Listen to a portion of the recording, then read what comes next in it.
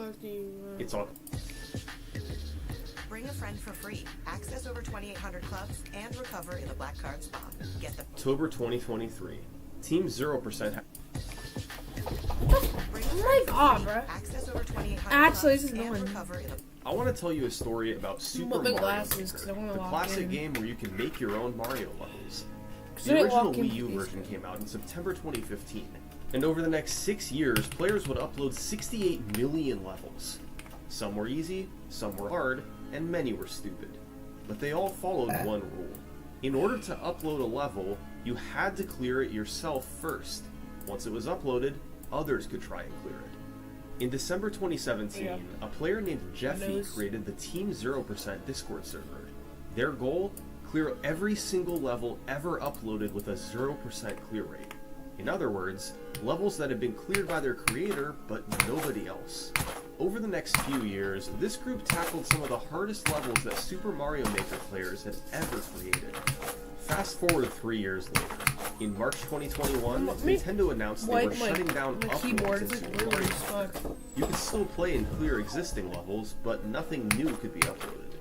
There was now a finite number of remaining uncleared levels for Team 0%. They kept chugging along for the next couple years, clearing hard levels and making good progress. But then, in October 2023, Doomsday arrived for Team 0%.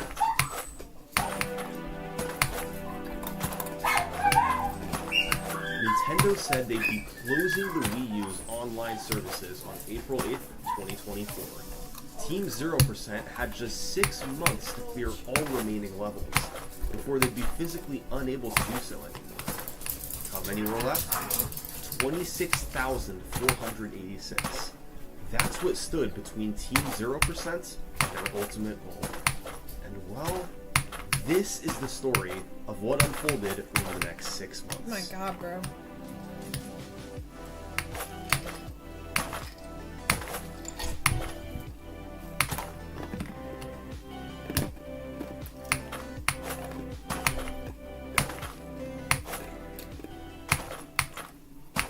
Hey everyone, Summoning Salt here with 2 quick announcements. First off, now available is the next entry in the Summoning Salt VHS collection, Yellow. That's summoningsalt.com to start or expand your collection today. So, it's October 2023. Team 0% has to find a way to clear 26,000 levels in 6 months. How do you even begin to tackle something like that? Well, they needed help. As many people trying to clear levels as possible. So they sounded the alarm and hoped something would go viral. Some people started playing again and clearing the levels, but it never really caught on until that video. On October 9th, Team 0% member The Riley C put out a video explaining the situation and saying, "We need your help to complete Mario Maker." So please, if you own a Wii U and Mario Maker, boot up the game and try to beat just 1 or 2 levels. He hoped it would go viral, and it actually did. To be honest, I did not believe at all when I put out that video, and I was like, oh, this will be fun, but like it's probably not going to happen. And then it just kept climbing and climbing to like 200,000. And then things started to snowball. Social media posts blew up. News articles were written. There was a flood of activity like the game hadn't seen in years. People fell in love with the idea of clearing every last level before the shutdown, and they wanted to be a part of it. The whole community, anyone who had touched Mario Maker in the past was like coming back to come into the community and see how the progress was going forward. I would sit around like 300, 400 viewers, and I would just play Maker 1, and suddenly I have like 1,000 plus people watching the stream. Seeing the flood of people rush into the Discord was the most exciting part for me. Yeah, it was kind of inspiring right from that moment that we might have a shot. So Team 0% had the momentum, with an army willing to pitch in and help. The problem is that the remaining levels were uncleared for a reason. They were really, really hard. Some had a multitude of tricks in rapid succession, usually known as Kaiser levels. Others had a gimmick that made them super difficult, typically doing a hard trick over and over. But of all these levels, there was one that Team 0% identified as a problem very early on. A stage simply called Beast Leader. Buckle up, folks.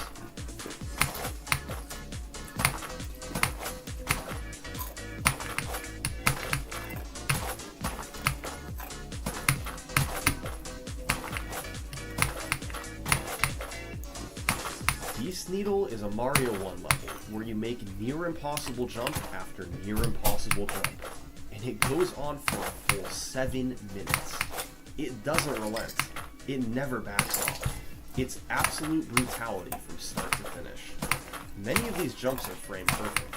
Some of them require pressing jump for exactly 1 frame, and if anything is imperfect, you're dead and have to start over. One mechanic you must master is the float jump. By repressing A in the air, you float slightly longer before landing.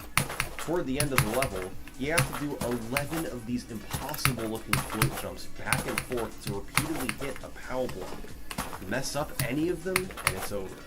And at the very end, the cherry on top of Beast Needle is one final brutal jump to the door. And then another to the flagpole for good measure. This is what Team 0% was up against. Even the greatest Mario Maker players on Earth stood little chance against Beast Needle. There was only one person who had hopes of beating it. Yeah, King Boo is an insane player. King Boo, he's crazy. He very much enjoys difficult level grinds. Wow, this guy is incredible at this game. It was all up to King Boo, the former world record holder in Super Mario 3D World, the individual level speedrunner, the player who'd already cleared some of the hardest levels in Mario Maker history. King Boo loved this sort of thing, and practiced the level for weeks. He found a couple cool strategies. For instance, on some jumps, he paused and looked for a visual cue. If he was on the correct frame, then he could simply unpause and hold the direction to guarantee he made it. But for most of the level, there was nothing to help. He just had to get good and build his consistency. And after a month of playing, and so many promising attempts, King Boo managed to pull it off. Seeing how some of the best players in the world reacted is pretty telling. One of the hardest remaining levels was now out of the way early.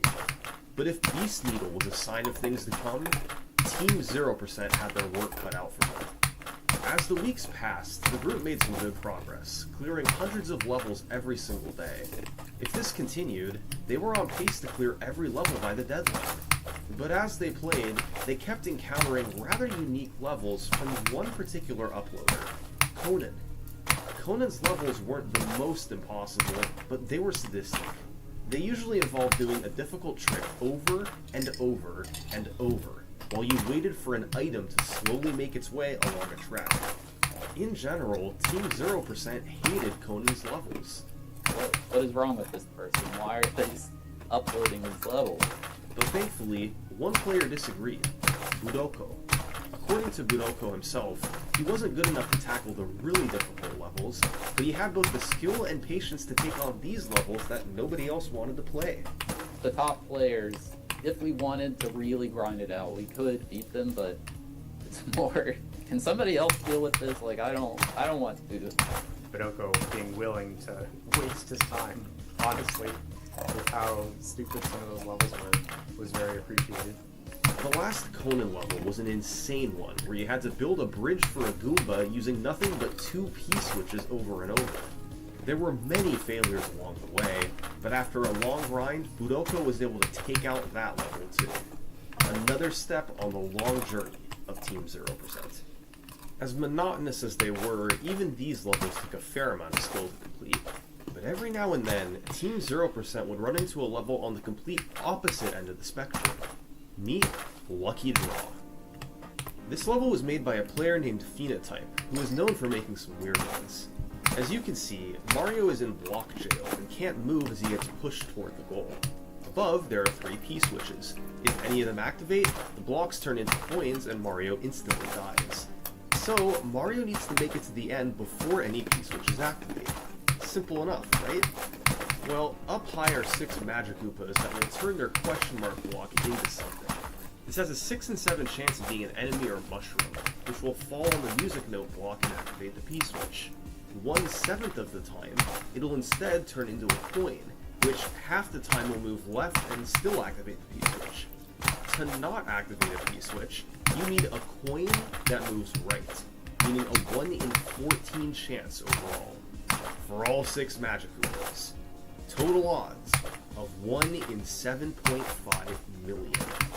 The level was first allegedly cleared by Pasty White MF in May 2019, but he didn't record it, so it couldn't be verified as legit. There was then a big push to clear Lucky Draw on video. I mean, at that point, I think we just had people like leaving on their reuse to try and beat it. Because you don't have to play anything. Fortunately, it doesn't take any skill, so it was just a bunch of people putting their Wii U's on overnight and coming back and checking the clears. After many months of this, one player took things a step further. Electronic Logic. He set up a 24/7 stream on a new account, and left it on endlessly through 2020 and 2021. Finally, after more than 5,000 hours, this happened.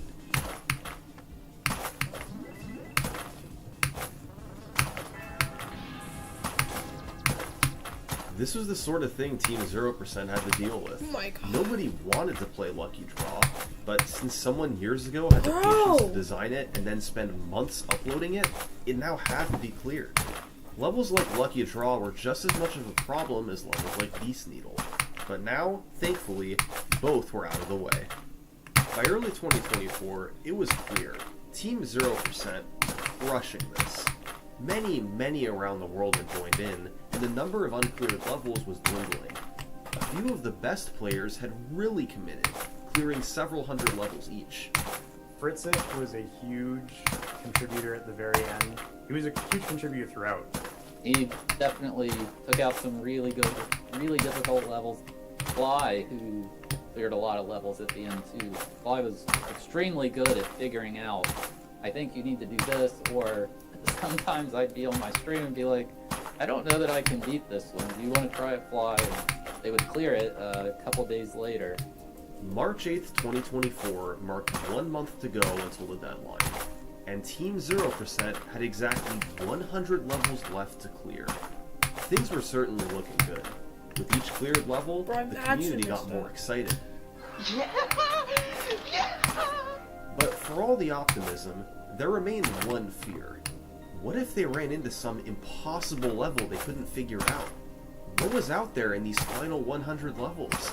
After all, they'd survived uncleared this far. We're eventually going to run into some that are really hard. Can we beat those? The closer we get to the goal, the less people who can help. I don't know, is there something horrible out there that we don't know about? As Team 0% began playing the final 100 levels, they found that they were certainly a step up in difficulty, but they weren't encountering that one impossible level they feared. Even though their pace slowed, they gradually worked through the toughest levels Mario Maker 1 had to offer, like one called Wasted Summer, cleared by Megan Narwhal. Oh, cool. But shortly thereafter, Team 0% stumbled upon a pretty unique level. The last standing uncleared water level, the hardest Muncher stairs.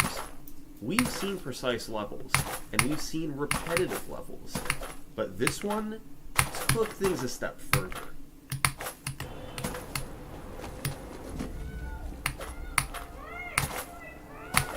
Deep down, you've Can you always just had shut up something and special. walk it? This video's more of like a documentary. Just Frame-perfect wall glides all in a with its mystical worlds and creative levels. there you go. But today, I want to take you back to just 3 months after its original release. In December 1998, Next Generation magazine interviewed the president of Universal Interactive, a man named Mark Cerny. Mark's company helped develop Spyro, and he was asked several typical questions about designing the game. But there was something very interesting that he revealed in this interview. Mark Cerny, the president of the company that made Spyro, completed the first ever speedrun of the game. Mark said the following: I've reached and beaten Nasty York in 105 minutes. If anyone can beat that, please email me your time. Well, Mark, I hope that you're able to see this video, because even though it took more than 10 years to get going, your game eventually spawned a massive speedrunning scene. And although you set the first world record, future players broke the game apart like nobody could have imagined. This is the history of how they did it.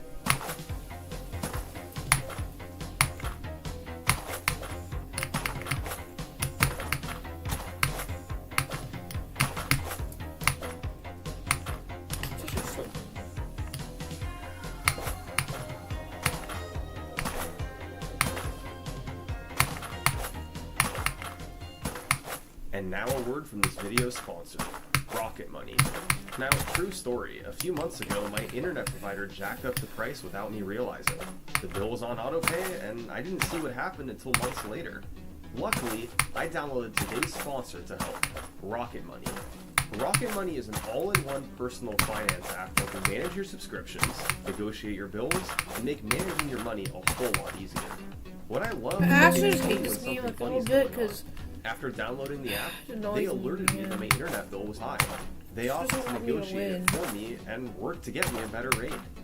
Look, no one likes to admit it, but it's easy to lose track of your subscriptions. There's streaming services, utilities, food services, it adds up. Well, Rocket Money helped me with that too. They consolidated my subscriptions into a single list so I can easily stay on track of all of them. someone get a They can help you BPV or cancel something. streaming like services 715 you've or forgotten something. about, internet providers, home meal services, and more.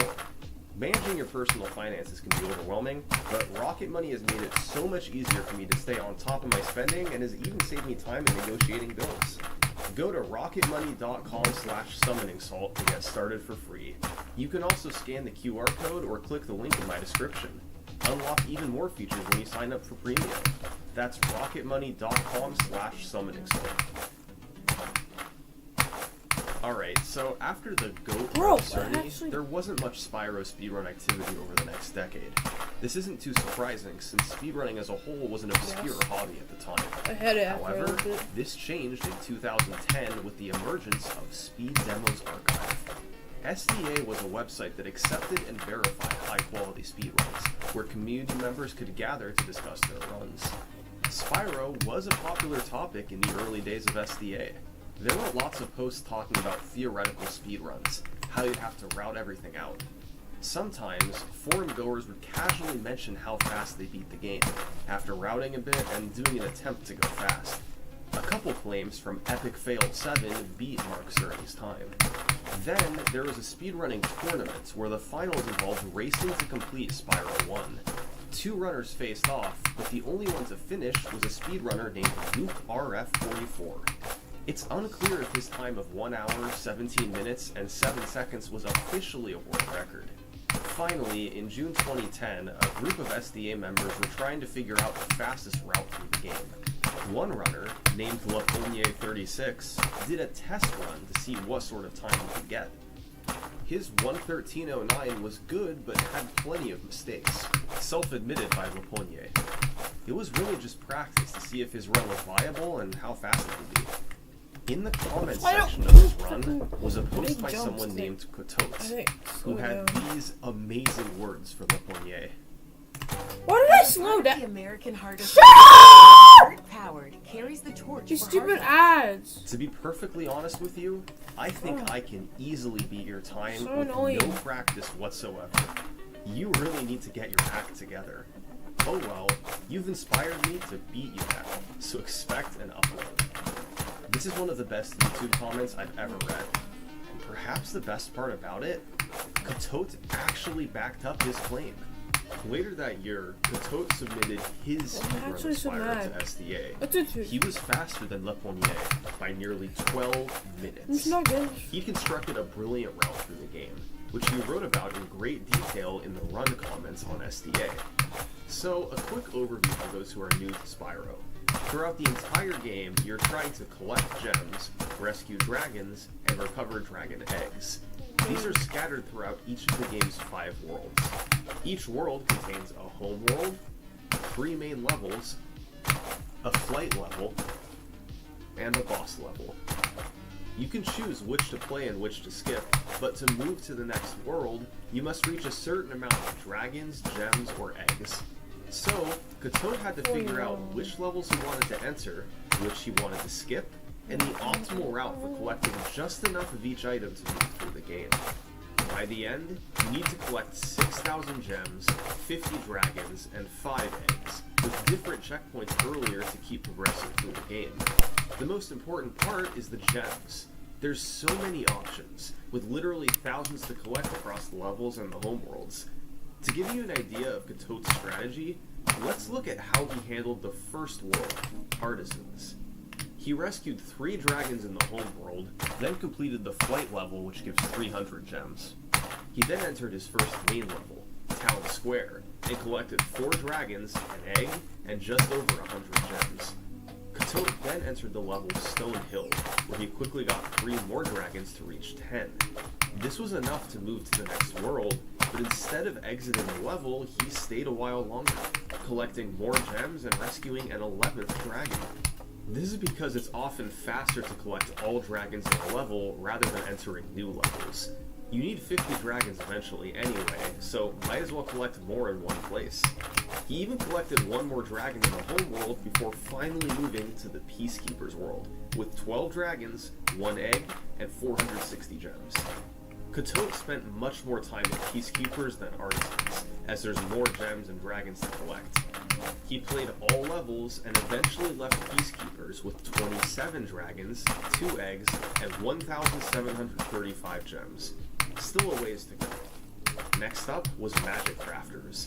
Katote said this world contained his worst level of the run, Wizard Peak. Please. Oh He my got god. unnecessarily hit a few times, died once, and was sloppy collecting gems. But he did collect a lot of gems in this level and the rest of the world. God, He bro. reached the 5 eggs he needed and left the world with 41 dragons and 3,544 gems. The next world was Beastmakers. It contains the infamous level Treetops, which many players struggled with as a kid.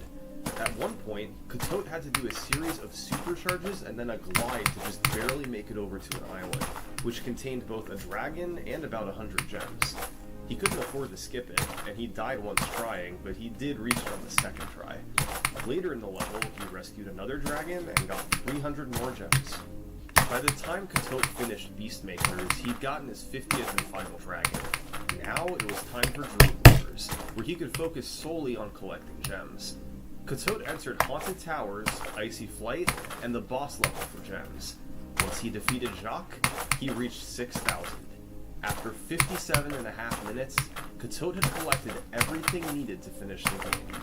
It was time to head to Nasty's world. This world contains 2 main levels, North Cove and Twilight Harbor, and then the final fight with Nasty Nork. Katote just had to avoid any big mistakes. Both main levels Oh, I'm so contain a lucky I myriad hit that of early. enemies, but he played well, never dying and taking just a few hits.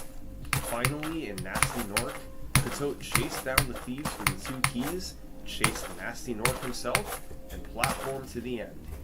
Game complete in 1 hour, 1 minute, and 46 seconds. In the run description, Katote pointed out that he could have picked up more gems in the early worlds where the game is the easiest. Instead, he had balanced it more through the game, collecting the most in the middle worlds. His run went on SDA and was recognized as the world record. Many site members congratulated him, as this was by far the best speedrun the game had ever seen. But as good as it was, it didn't last very long. Lots of speedrunners were interested in Spyro, and Katote's run just gave them more motivation to try.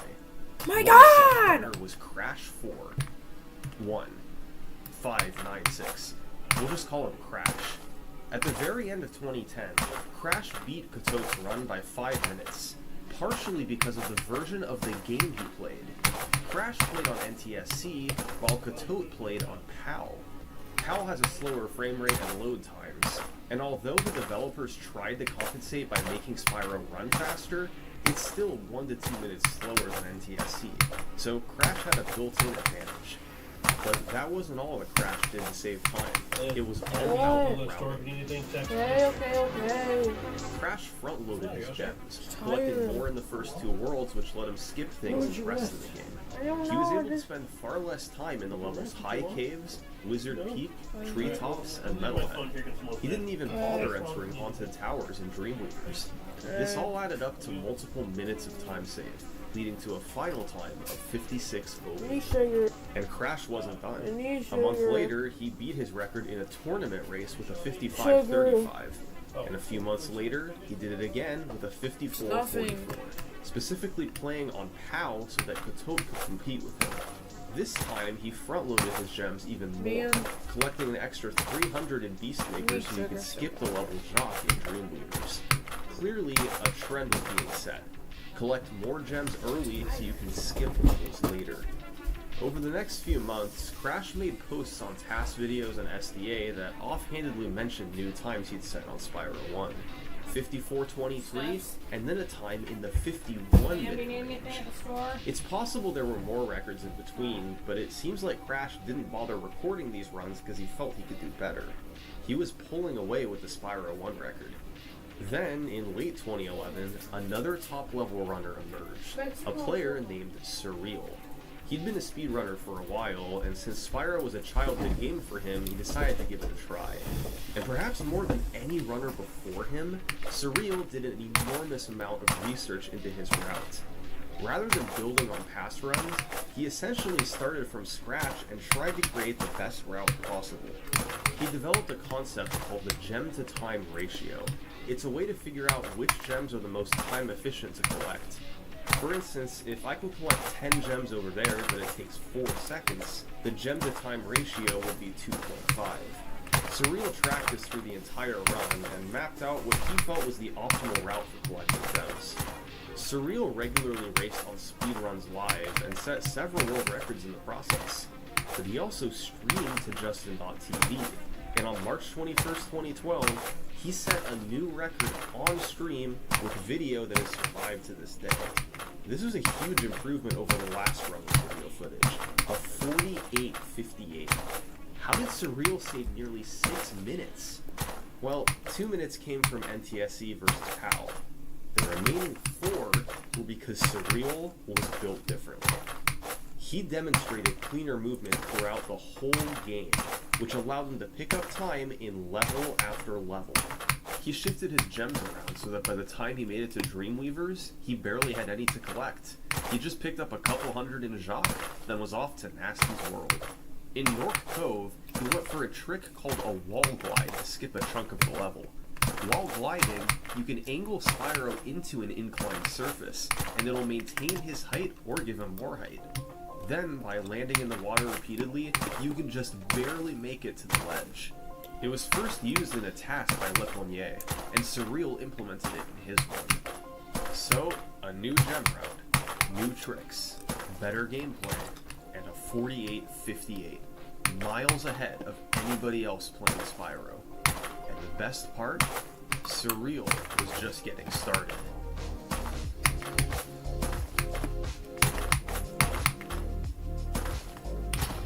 Yes, dude. It's not sub 48, but that's pretty good.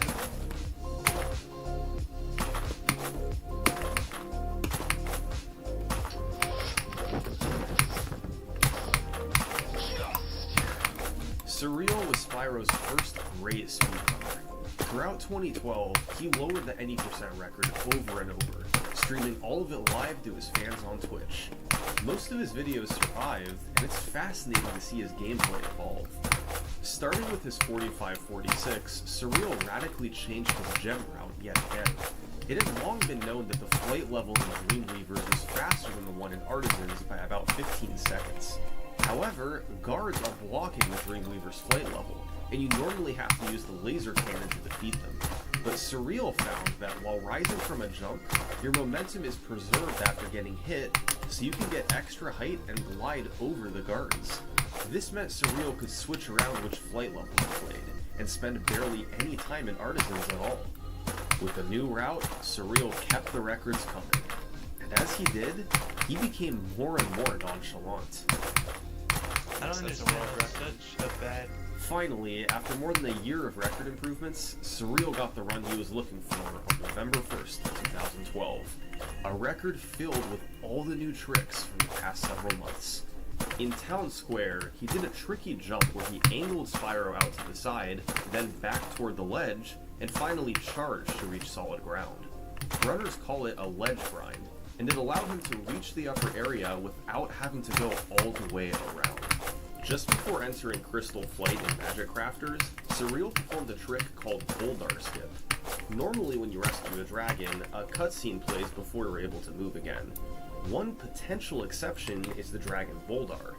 By manipulating the camera away from him, then entering Crystal Flight from the opposite side, you can contact Boldar just before truly entering the level and be credited with rescuing him.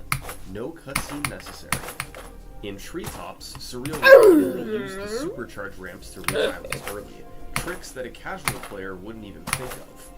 All these tricks and more led to a strong 44.08, capping off a streak of 11 straight records for Surreal. He submitted the run to SDA and received positive feedback from both the site verifiers and his peers. Small mistakes made a 43-minute run seem possible, but all agreed that this was an amazing world record. By early 2013, Spyro was one of the fastest growing speed games in the world. Speedrunning as a whole was quite small, but compared to other popular games, Spyro 1 was thriving. So much so that just a few months after his 44.08, Surreal already had 2 new competitors. The first was a player named Saboon. Saboon regularly raced Surreal in 2012, and while Surreal set the records, Saboon improved just fine. Well, in January 2013, Saboon broke through and got the first 43 in Spyro history. Although it was streamed live to his Twitch account, the footage has since disappeared and can't be viewed today. No. This was the first time in over a year that Surreal wasn't the record holder. Unsatisfied with this development, he began attempts to take back the record, and it only took him a few days. He cleaned up some mistakes from his 44.08 and beat Saboom by 2 seconds, with a casual, "guess I should highlight this," in the description. Surreal still had a bit of an advantage over Saboom, but I mentioned he had 2 competitors. One was Saboom, and the other was BJ. BJ is an interesting case. While Saboom clearly raced alongside Surreal and improved, BJ was more on his own, yet he improved fast. In December 2012, his personal best was over an hour. By February, he had a low 44. I don't know how he did it, but in a matter of weeks, BJ went from a noob to a world record contender. But one lesson he had to learn: it's one thing to be a contender, and it's another thing to actually break a record. On March 7th, 2013, BJ was a bit behind the record going into Beastmakers, but an excellent world pushed him up to essentially tie. Coming down the home stretch, he had only Dreamweaver's and Nasty's world remaining. He played Icy Flight, but needed a lot of gems in Jacques to reach 6,000. Just give me all the gems. That's what I need right now. BJ collected some gems, then glided across this gap. On the other side was a group of armored horrors. All you have to do is jump up and charge them. Finally. What? I'm sorry for blowing you guys' ears out, but what just happened? He bonked, and the enemy Hi, knocked him off. Run over. No matter. A month later, he had an even better chance. BJ kept it close with the So record everybody for said I don't Beastmakers, then pulled ahead in Dreamweavers. He was on pace for a 43-4x with just 3 levels to go. Nork Cove and Twilight Harbor both went fine. Now it was time for Nasty Nork. Here at the start, there are 2 thieves holding keys that you must catch, one after the other. It's very important to catch them as soon as you see them. If you miss, you have to chase them down. BJ just had to make sure they didn't slip by him.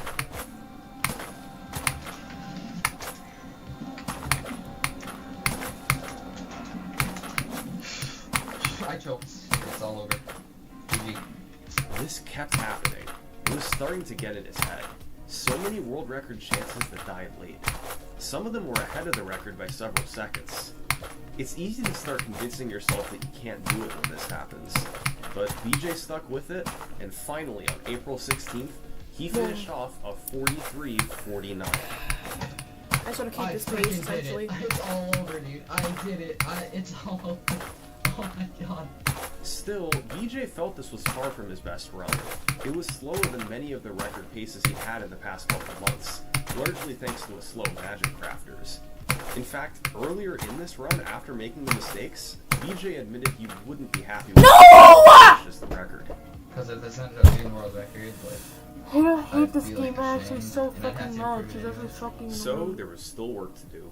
Later in April, BJ and Surreal both played more any percent runs, trying for a faster time that would satisfy them. And it didn't take long to see results. Surreal struck first with a 43-43, then a week later, BJ countered with a big 43-27. You need that one This time, run the to get me description on. looked different. BJ said, "This is the run that I've wanted for so long." And it was. He saved time in every world except for Peacekeepers. Sub 4330 was now a reality. Early 2013 was a period of rapid growth for Spyro speedrunning. Lots of new world records, set by many new, high-level runners. Surreal, Saboom, and BJ all emerged onto the scene quickly, and were all record contenders. But there's still one more runner I need to introduce, who started just a bit later than the other three. His name is Tuval. Tuval had a similar origin to BJ. He began in 2013, lowered his time in the first few months, and gradually became a record contender. He'd go on to be an incredibly prolific speedrunner, most well known for discovering Gelato Beach Skip in Super Mario Sunshine. But back in 2013, he was just starting out, trying to beat the any percent world record in Spyro.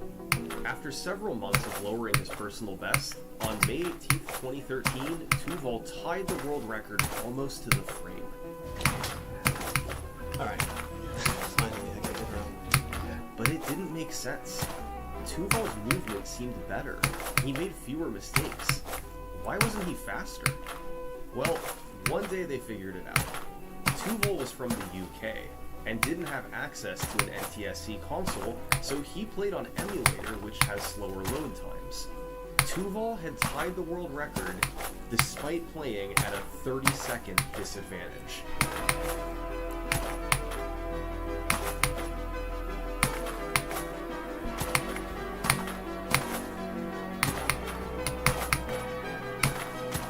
Every time he rescued a dragon, every time he entered or exited a level, Tuval lost a small amount of time. But he didn't care. He wanted the record, and nothing was going to stop him. To make up for the load difference, Tuval spent a lot of time routing the game. In fact, he enjoyed routing more than actually speedrunning. He tried to find the very best gems to collect, and while it wasn't hugely different from what other runners did, I got a few he saved seconds time still around on time. margins, partially canceling out the load differences. By mid-2013, BJ and Surreal had stepped back from running the game, leaving Saboom and Tuval as the top two active runners. That summer, they took turns lowering the record further, eventually getting under 43 minutes. Videos for most of these runs were deleted.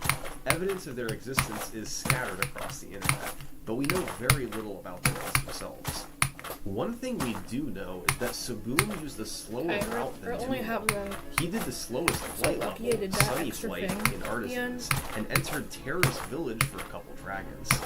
Since Saboom played on console, he likely would have been able to pull away from Tuval, but since he stuck to this slower route, it gave Tuval a chance to compete with him. And compete they sure did. By the time we finally have our next run with video, these two guys had battled and taken the record almost a full minute lower, a 42:43 by Tuval. The gem route had totally changed since the last record. Tuval skipped the boss level Dr. Shemp in Peacekeepers, since it takes a while and doesn't have very many gems. This saved a couple minutes, but left him with a 300 gem deficit, which he gradually made up over the next couple worlds. Beyond that, the time saves came from cleaner execution. Even a few seconds in each world can really add up. But despite the improvements, there were still areas that Tuval messed up, so he and Saboom weren't nearly done. Through the rest of 2013, they continued to compete with each other, and the records kept coming. There you go. Didn't choke. What the fuck?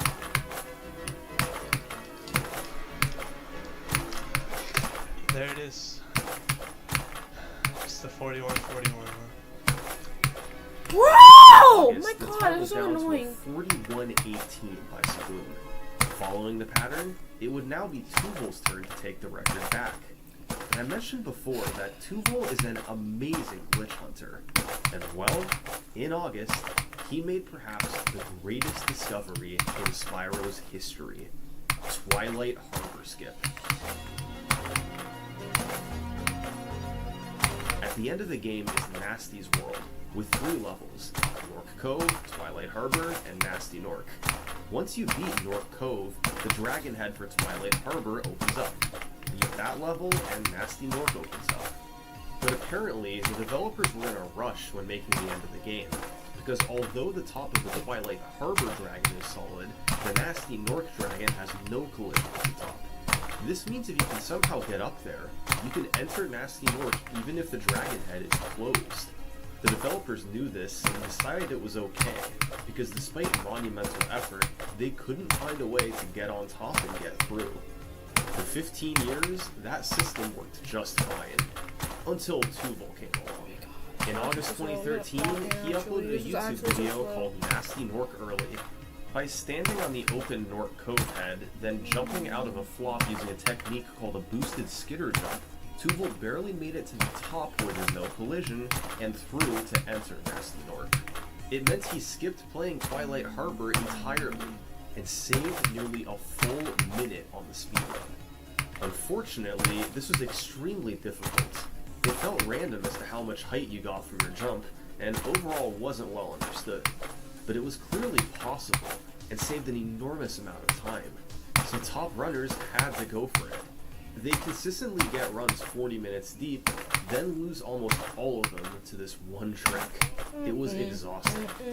The few months after Twilight Harbor Skip's discovery is another fuzzy period in Spyro's history.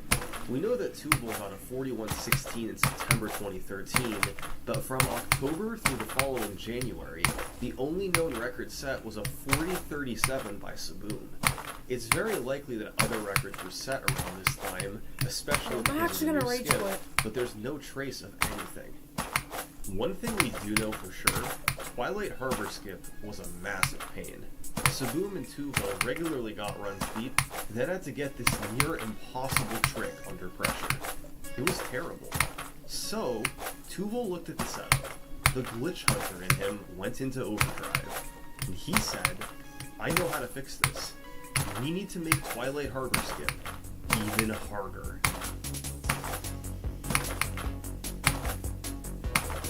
The current route in Nasty's world was to rescue the dragon, play Nork Cove, then jump from the open Twilight Harbor head directly to Nasty Nork, skipping the level. What would be really great is if you could skip all of this and go straight to Nasty Nork from the start. Well, in October 2013, Tuvol found a method to do just that. But, oh boy, did it make Twilight Harbor Skip look like a walk in the park. Yo! See this? This is a rat, which you can kill to replenish health. Not too interesting, unless you ask Tuvol. He found that if you lure the rat in the right position, charge jump to got it, kill the stop. and then Wait. race to the corner before it gets there, it can land on I got you the stop. and eject Oh my you God. into the air. You can then land on top of Nork Cove and dive straight to Nasty Nork. It's called the Rat Proxy, and it's We're 2 stupid seconds enough. late.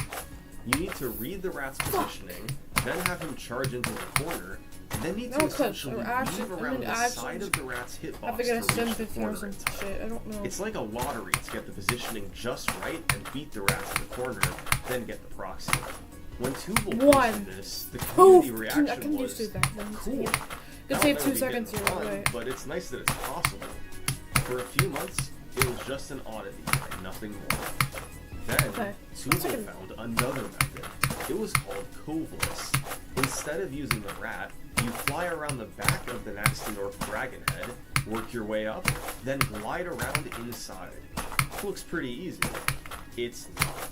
You have to release charge frame perfectly to get a flop upward, then you need several frame perfect wall glides all in a row to get and maintain enough height to make it inside. It was slightly easier than the rat proxy, but not much. Tuvol tried hitting it on console, and said it took him 1,000 tries. Both Coveless and the rat proxy would save 40 seconds if ever hit in a run. Okay, that's good. But they were magnitudes harder than the already difficult Twilight Harbor Skip. So improbable that they weren't even worth trying. All runners could realistically do in a run was Twilight Harbor Skip. But maybe one day, the rat proxy or Coveless would come into play. Anyway, Tuvol still had work to do, and in the spring of 2014 he set 2 more records, a 40-25 and a 40-03. Most notably, he finally acquired an NTSC console and eliminated his 30-second disadvantage. Then, on June 7th, Tuvol broke the 40-minute barrier with a 39-46. A lot of the time save came from better movement and cleaning up small mistakes. Nothing too flashy, but this is the work you must put in if you want to set world records. Yet, since it still took him 3 tries to get Twilight Harbor skip, Tuval had to push onward. Once again, the timeline isn't 100% clear after this, but we know that 2.5 months later, Saboom got an enormous world record improvement of 39:16. There's no video, and not much is known about the run itself, but we know that the YouTube description simply said, "no words," so this run was likely way ahead of its time. In January 2015, Tuval beat it with a 39:12, a run where he decided to just fly into a wall in Alpine Ridge. Oh, that makes more sense. Bro, I'm There's actually no so way collision, bad. and it's a more direct route. By now, Tuval and Saboom have been trading the record for years, from a 43-minute run all the way to a low 39. They had separated themselves as by far the best runners of Spyro any percent. But Spyro has another main category, Yeah, I fucking can't do this, bro. 120%, where you must collect every single gem, dragon, and egg in the game. These two categories were on roughly equal footing, each with its own set of speedrunners. But I made In it. early 2015, 120%'s top I'm done. runner See you decided later. to give Bye. any percent a I got try. literally His 0 name viewers.